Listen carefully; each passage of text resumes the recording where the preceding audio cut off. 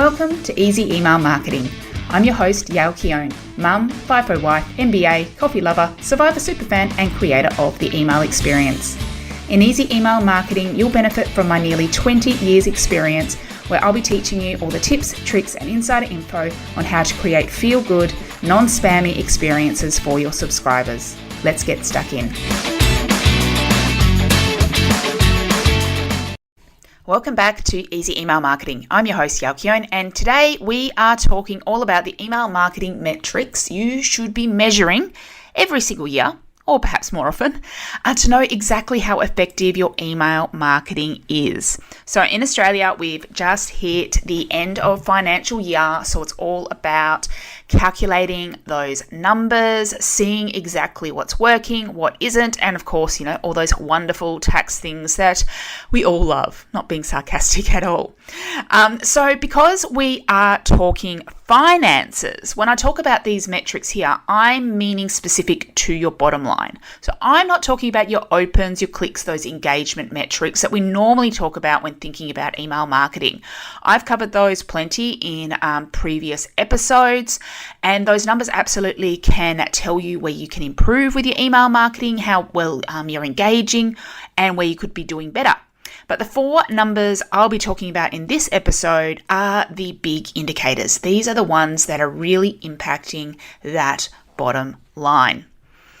Okay, so we basically want to know exactly how much email marketing is earning you, what it's costing you, plus we can use that data to create predictions and budgets for what you can expect in the year to come, or the next 5 years, 10 years, so all that really exciting marketing planning stuff. So you're not just guessing and hoping about revenue that you will earn, but instead you are making educated guesses. And email marketing is actually a really effective tool for this, because unlike a lot of the other marketing strategies, your email database is pretty much your leads database. It is that intermediary step between, your more public facing marketing efforts and your actual sales. So if you are using email marketing in that way, your email marketing numbers can be a really direct indicator and predictor of exactly how well your business is going to be doing as a whole. So that's why I believe this is really crucial for you to be doing, more so than just looking at your open rates and your click rates. We want to actually be able to know how much money you are earning from your email marketing and how much you could potentially earn. So now I do want you to take action on this. So I want to make it as simple as possible. So for the purposes of this exercise, I'm just going to ask you to look at the year as a whole. So as I said, we're at end of financial year, so we'll be looking at July 1st to June 30. Of course, you can do this on a calendar year basis if you want, or in your country, if your financial year is totally different, pick your financial year as the time frame you are looking at. But if you did want to get a bit more accurate and a bit more specific, you can break it down by month. And this will give you a bit more of an accurate picture, because obviously your list grows each month. You'll get different revenue each month. So you get that more you do month by month, and then you take the average for the whole year. And that would give you a more accurate number. But even doing this big picture look will help. And you can get as nerdy with this as you like. So I'm sharing these big picture numbers, but if you wanted to break it down by a promotion, so you see how did my Black Friday sales go, or specific launches, you can use these to go, okay, how did launch 1 do, launch 2 do, launch 3?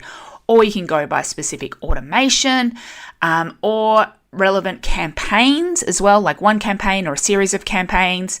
Or as I said, you could do by a quarter, by a month. You can choose what is most meaningful to your business. But like anything, like I've shared with other numbers-based episodes, we can go down the rabbit hole, and the next thing you know, you could be spending days going through your numbers, especially if you really get the ADHD hyper-focus like I do, and you can go on all sorts of tangents. And while it's wonderfully fun, sometimes we want to have some of these big picture numbers just really to come back to. So before I get stuck into the 4 numbers, I do just want to address the elephant in the room, and that is the question, how do I know if I am doing any good? Now, the best way to know for you is simply a comparison with yourself. So the best comparison of whether you're doing any good or not is how this year's performance compared to the previous year's performance. And that's also helpful to know, well, what changed? And I know overall costs have gone up. I know, people have been spending less. So maybe overall your business has declined. And if you know that that's just a general thing, you don't need to think, okay, it was my email marketing that was broken. It's just, things in general. But doing a comparison with yourself in terms of knowing, okay, what's the rates, that is the best indicator. So if you don't have the data from previous years, maybe this is a great time to have a look and go, you know what, I'm just going to go back. If you've got the data, looking at the last 5 years of a couple of these big picture numbers, and the metrics I'm going to show you are really simple ones to do. You should be able to knock this out fairly quickly. So as long as you can get the data, you should be good to go. So that's the best comparison. The next best, if you don't have a lot of history or you struggle to get the data, is your industry averages. So I would just be doing a really good Google search about, looking at your particular niche, what the best industry averages are. If you're like an e-commerce business using Klaviyo, for example, they have some great benchmark tools where you've actually picked your industry and your niche. So you should be able to just get the numbers directly from there. And worst case, you can always look at your overall general benchmarks. So what, the overall, benchmarks are for e-commerce, or the overall benchmarks are for service-based businesses. If you want some guidance on that, I actually do have that covered inside my free course, Get Started with Email Marketing. So if you want to check out some of those numbers, as well as a whole bunch of other email marketing goodness and questions answered, you can go to yaelkeone.com/start. And that is a free course which you can grab, and it will give you some of those numbers. But Google is your friend when it comes to that as well. Okay, that was a big introduction. But the metrics themselves aren't that scary. They're not too difficult to do. So let's get stuck into them. And the number one that I would love you to look at is your return on investment.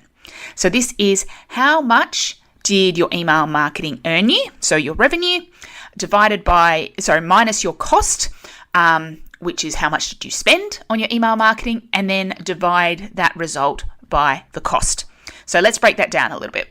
So firstly, how much did your email marketing earn you? Where can you find out this number? Hopefully you have some good tracking set up. So when you set up your email marketing, hopefully you turned on UTM tracking, which is basically what talks to your Google Analytics. So if you have Google Analytics set up, hopefully you have some goals or you have some revenue attribution set up there where you can figure out how much that earned you. You could also, like if you use Shopify, the Shopify reporting is pretty good at sharing where revenue came from. Or you could also look at your attribution from your email marketing software. So if you have that set up, just be mindful of that though. So for example, some of them you can choose an attribution window, which basically means if someone purchases from you within, say, 5 days of opening a particular email, it will attribute it to that email, even if they came from somewhere else. So you just need to be mindful of that. So obviously these numbers only work if you have it directly linked to your email marketing sales. So if you've got a cart that is reporting data and you can see that someone clicked here and then they went to and added to cart and purchased. So this can work great for digital products and e-commerce obviously as well. If you pretty much only exclusively sell through email, which is mainly what I do, I pretty much attribute all my revenue through email marketing because the majority of people come through there, apart from perhaps some of the bigger ticket client ones who I see maybe come just directly through the podcast and I know where they come from. If you have a service-based business and someone's not directly paying, so you don't have that data, but you can see how many clients came on board, and if you can see where they came from, hopefully, if you can see if they were on your email list, you can hopefully calculate how much email marketing earned you. So it's not as clean. And if you don't have this set up, a way to be able to track where your money is coming from, I would say this is a strong time to make sure you've got that set up. So take this as your reminder so that next financial year, it is all just there ready to go. Whether it is literally just every time you book in a client, you have the where did you hear from me from, or you have the, you just check, did they come from my email, and you give it a little tick, or you make sure you have your Google Analytics set up correctly. Okay, so you take that number, then you take how much you spent, so your costs. So this is, of course, your email marketing software, if you've got that in place. It is, if you invested in programs, I would count that as a cost to do with email marketing, and any support you've got. So if you have a VA doing some of the stuff for you, if you hire someone like me as a consultant, what was that cost? So we want to include those as well.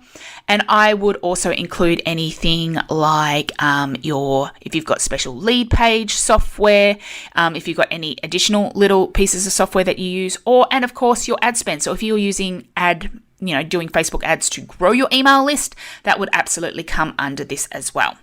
So we take how much revenue you earned, you subtract that cost, and then you divide that result by the cost, and that gives you your return on investment. So basically, for every dollar that you spend on email marketing, you will get X dollars back.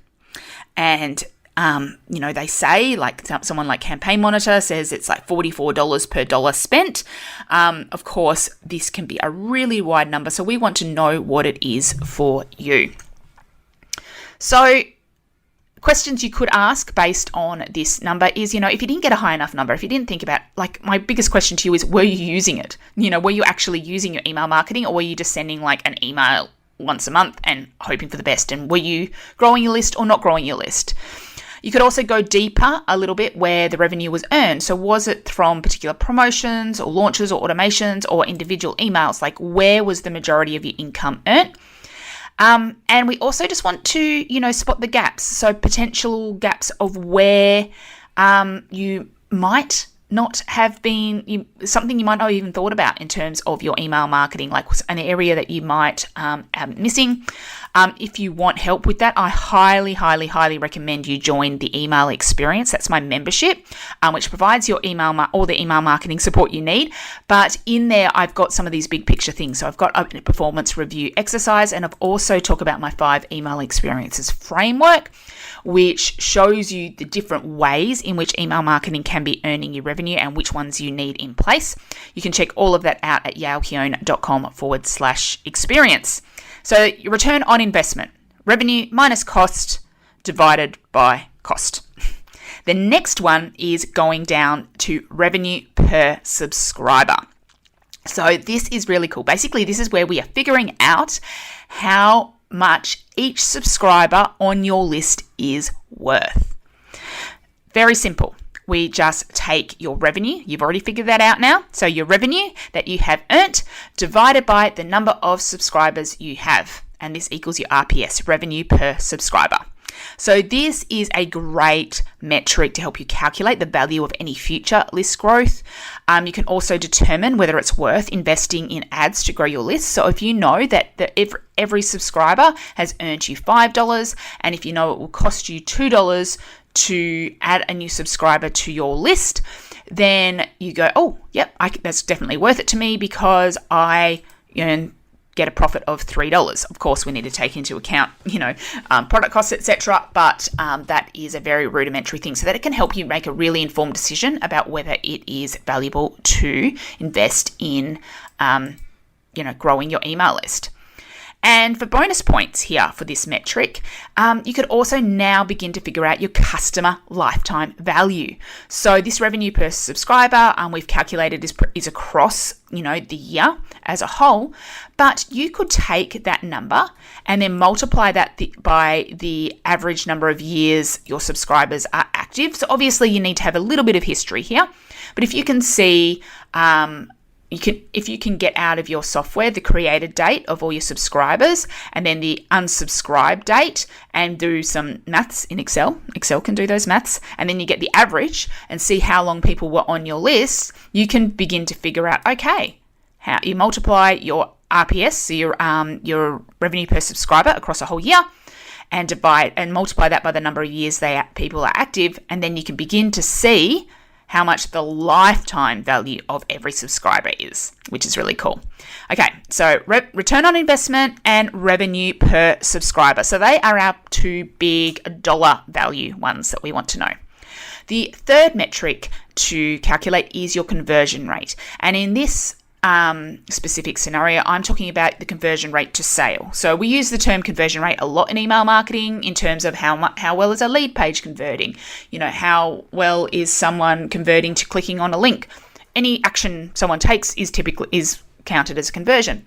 But of course, we want to be talking about here specifically to the sales. So once again, we want to calculate how many subscribers you have. So we figured that number out already. And then we want to know how many of them have purchased. So how many unique purchases have you had across the year? So we take the unique number of purchases divided by the number of subscribers, and that will give us our conversion rate. So we multiply by 100 to make this into a percent. So this is really, really helpful to know, okay, for how many subscribers I have got on my list, I can expect X percent to convert to a sale. So this is really, really helpful for a lot of calculations. You can also do this on an individual campaign level. So by as in each individual email. So you could say on this email, I sent it to this many people purchase. So purchases divided by email sent equals your conversion rate. Again, you could do it on a launch level, a specific promotion level, or across the year as well. So if you are curious about how to increase your conversion rates, I would recommend checking out episode 86. I've got some great advice there all about how to increase conversions. So if you're worried about this number being a little bit low, you can have a look there. But again, make sure you check your industry averages because it might be a bit lower than you think. So I'm surprised as how many people think, okay, if you have a list of 100 people and you put out an offer that they expect 50% of people to buy. It's just not realistic. Okay, and the final metric to look at is your list growth rate. So this is how well your email list has grown over the years. So all we need to find out here is the current number of subscribers. You've got that already. Then we want to find out the number of subscribers at the same time last year or last month or whatever time frame you're looking at, but we're talking about the year picture here. So you take the current number minus the past number and then divide that result by the past number. Then you just multiply that by 100 to get a percentage. So if you currently have 150 subscribers and you previously had 100, you take 150 minus 100 and then you divide that by 100 and then when you multiply that will just go to 0.5. And of course, if you multiply that by 100, you get a 50% growth rate. So this again is really important so you can see and start to make predictions about how well your business is going to grow in the coming year, because we see how we're growing, we can start to predict how much more revenue we will earn. And if you did want to go deeper with this, have a quick look, at where these subscribers came from. Have you had a consistent growth over the year just from people visiting your website or ticking the box at checkout, signing up to a lead magnet? Or were there a few key boosters? Like, did you do a couple of collaborations? Did you appear on a podcast? Were there anything? Did you do like a special webinar? Was there anything that really boosted this? And then you can, of course, ask that question. Well, what can you do more of to grow even faster? If you are worried about your list growth, or you're just like, yep, I can see now how important it is to grow my email list, I recommend checking out episode 24, which is called Why Your Email List Isn't Growing. I've also got a bunch of episodes, if you look it up, about different lead magnets and list growth. I also can highly recommend my course List Building Boost, which talks about spotting the gaps in terms of where your list is growing and different strategies you can use to boost that growth rate. And you can find out more about that at yaelkeown.com/boost. Okay. So they are our 4 key metrics: your return on investment, your revenue per subscriber, your conversion rate, and your list growth rate. They are 4 numbers which will really tell what the health is of your email marketing, how much it is contributing to your business, And now we can use it to do some great predictions. So the next step you might want to take here once you've got these numbers is to look at your predicted revenue. So this can be just from your email marketing, or if you know everyone comes through your email marketing, it's like how to calculate your business revenue for the next financial year. So all you need to do here is apply your list growth rate to the next year. So if you knew your list grew 50% over the course of the last year, and you're like, you know what, I'm pretty sure that's going to be about consistent. If you added 50% there, you can do that. And then you multiply your new list size by your revenue per subscriber. And that will give you your revenue for the year. So very, very simple calculations. And that can give you a great starter number. But of course, nothing stays the same. And this is where you can have a lot of fun starting to play with these numbers a little bit by asking a couple of, what if questions. Like, what if I could increase the list growth rate, by X percent? Like if my growth rate was 60% instead of 50%, how will that impact my bottom line? And then that begins, to think strategically about what list growth strategies you can use. Or what if I could increase my conversion rate by X percent? That can help you think about, okay, well, if I could, maybe I didn't add many more subscribers, but if I could even by 0.5% increase my conversions by adding in some extra emails or having stronger calls to action or different tips that I share in that How to Increase Conversions podcast episode, what would that result in? And of course, what if I invested in ads perhaps to grow my list? And, and then you think about how much is reasonable to spend given the subscriber value, and then you figure that out, and then you can do all sorts of calculations to predict your email marketing revenue. This is where email marketing really gets exciting. I know I sound completely nerdy when I say that, but it is how you can motivate yourself to take action. Because sometimes it feels like you're just doing this grind, you're just writing these emails, and you don't see how it's impacting your bottom line directly. And it's also handy to use this and look at this in line with your other marketing efforts and compare the ROI on those as well. So it's interesting to see exactly how it stacks up to everything else. So it's interesting to see, okay, well, how many people came to my website from my Instagram and purchased? And what's that return on investment there? And also I like to think about it a little bit as well, as not only in terms of your money, but thinking about how much time you are investing as well, because obviously your time is valuable and there's opportunity cost associated with that time too. And if you see, and I'm a bit biased, that the return on investment of your email marketing is significantly higher than your other marketing strategies, which I believe it will be if you're using it, then you go, oh, maybe I should be prioritizing this more. Of course, there may be those of you who are thinking, aren't performing as well as you had hoped. And that's sometimes about asking the hard questions about, have you actually been doing email marketing, or have you just been coasting it? With like an email a month and no real focus.